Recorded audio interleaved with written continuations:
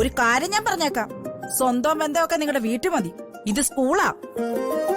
എന്റെ കുട്ടികളോട് ചെയ്തേനെ ഇവരെ കൊണ്ട് ഞാൻ മറുപടി പറയിക്കും. ചിപ്പിമോളെ, ഇവരുടെ കൂടെ കൂട്ടുകൂടരുന്ന് പലതവണ ഞാൻ പറഞ്ഞിട്ടുള്ളതല്ലേ. ഇവരെന്റെ ഫ്രണ്ട്സാ.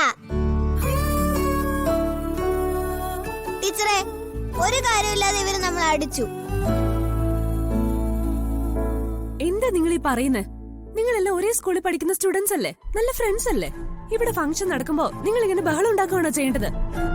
പോട്ടെ, ഇനി രണ്ടു കൂട്ടരും വഴക്കുണ്ടാക്കരുത്. സ്റ്റേജിലേക്ക് പോ. നീ അങ്ങനെ ഇപ്പൊ സമാധാനിപ്പിക്കാൻ നോക്കണ്ട. ഇവളുമോരെ കൊണ്ട് ഞാൻ മറുപടി പറയിപ്പിക്കും. വാ മക്കളെ.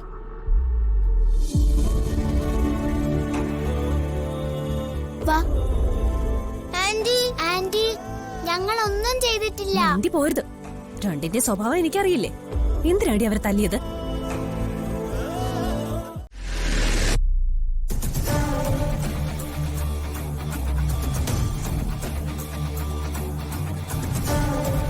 What a disgrace.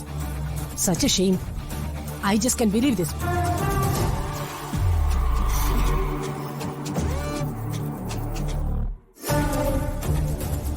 നിങ്ങളാണോ ഈ സ്കൂളിന്റെ അഭിമാന താരങ്ങൾ?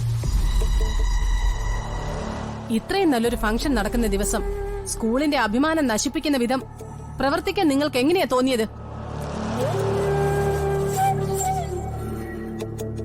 മാം, 3 ഏഞ്ചൽസ് ആദ്യമായിട്ടല്ല ഇങ്ങനൊക്കെ ചെയ്യുന്നത്.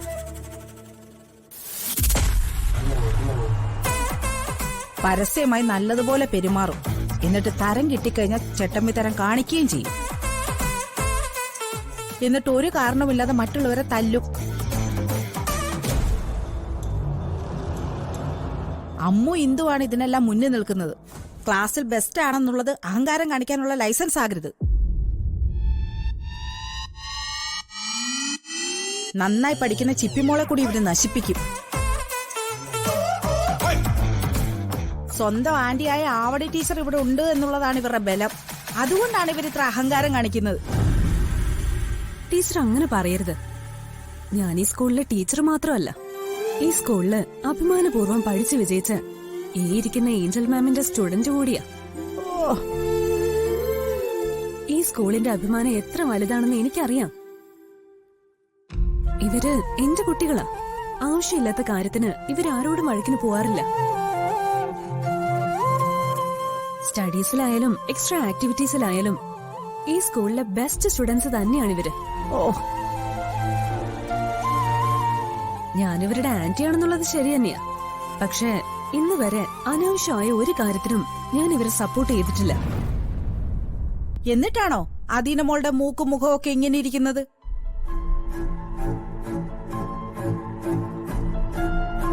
നോക്കു മേഡം, 3 ഏഞ്ചൽസിന്റെ ഇടി കൊണ്ട് അദീനമോളുടെ മുഖം ഇരിക്കുന്നത് കണ്ടില്ലേ? MLA മന്മഥ സാറിനോട് ഞാൻ ഇനി എന്ത് മറുപടി പറയും? 3 ഏഞ്ചൽസ് എന്തിനാണ് ഈ പാവം കുട്ടികളെ ഇങ്ങനെ ഉപദ്രവിക്കുന്നത്?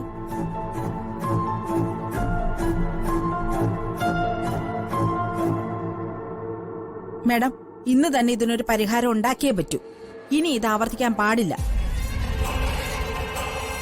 ഇതിനെല്ലാം സമാധാനം പറയേണ്ടി വരുന്നത് ഞാനാ. ഓ, സ്ഥല MLAയുടെ മകൾക്കും കൂട്ടുകാർക്കും എന്തും ചെയ്യാന്നാണോ? നിങ്ങൾ ഇതൊന്ന് നിർത്തിയേ. നിങ്ങൾ രണ്ടുപേരും ഈ സ്റ്റുഡൻസിന്റെ ക്ലാസ് ടീച്ചേഴ്സാ, അല്ലാതെ ഇവരുടെ ടീം ലീഡേഴ്സ് അല്ല. അത് മറന്നു പോവരുത്.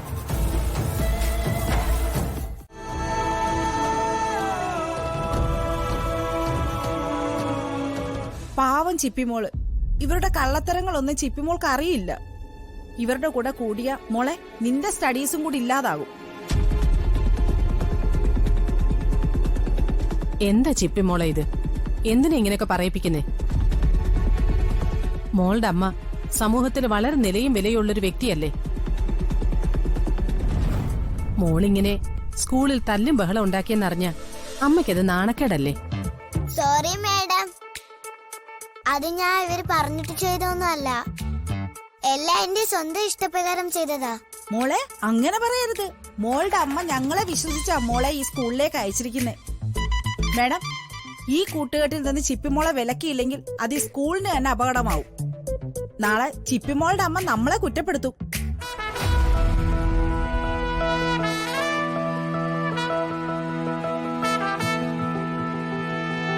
Avani, yes madam.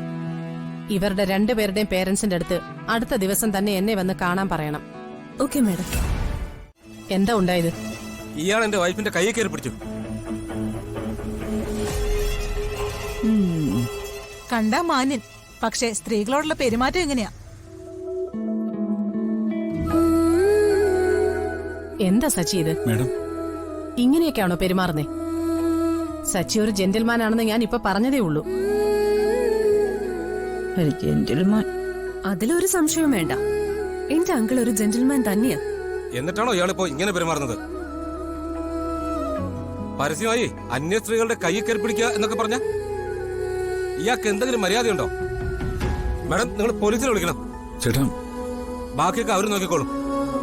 പോലീസിനെയൊക്കെ വിളിക്കാം. അതിനു മുമ്പ് എനിക്കൊരു കാര്യം പറയാനുണ്ട്. നമ്മളൊക്കെ മനുഷ്യരല്ലേ?